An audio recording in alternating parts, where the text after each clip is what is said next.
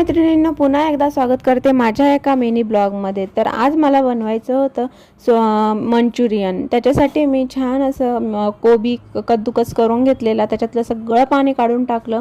त्याच्यानंतर गाजरही करून कद्दूकस केला आणि त्याच्यातलं सगळं पाणी काढलं। त्यात थोडे मसाले वगैरे ॲड केले आणि त्याच्यात शिमला मिरची टाकली आणि त्यात थोडं टाकलेलं आहे तांदळाचं पीठ आणि ते छान असं मिक्स करून घेतलेलं। त्याच्यासोबतच मी आलं लसणाची पेस्टसुद्धा टाकलेली आहे।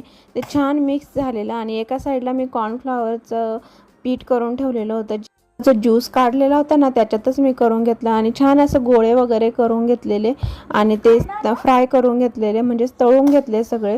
आणि तुम्ही बघू शकता किती छान कलर येतोय, तोपर्यंत तळून घ्यायचं मंद आचेवरती आणि छान असं सगळे तळून घेतले। आणि त्याच्यानंतर फोडणी द्यायला तयार केली, म्हणजे सूप बनवायला सगळे कांदा, कोथिंबीर, थोडंसं शिमला मिरची, त्याच्यानंतर स्प्रिंग ऑनियन म्हणजे कांद्याचे पात भरपूर अशी आणलेली होती ती टाकून घेतली। त्याच्यानंतर कॉर्नफ्लॉवरचं मी जे बनवलेलं होतं मिक्सचर ते टाकलं, फूड कलर टाकला आणि तुम्ही बघू शकता कसला छान कलर आलेला आहे। त्याच्यानंतर मी टाकलं त्यात मंचुरियन जे तळून घेतलेले होते आणि सर्व केलं। कसा वाटला ब्लॉग मला कमेंट करून नक्की सांगा, लाईक करा।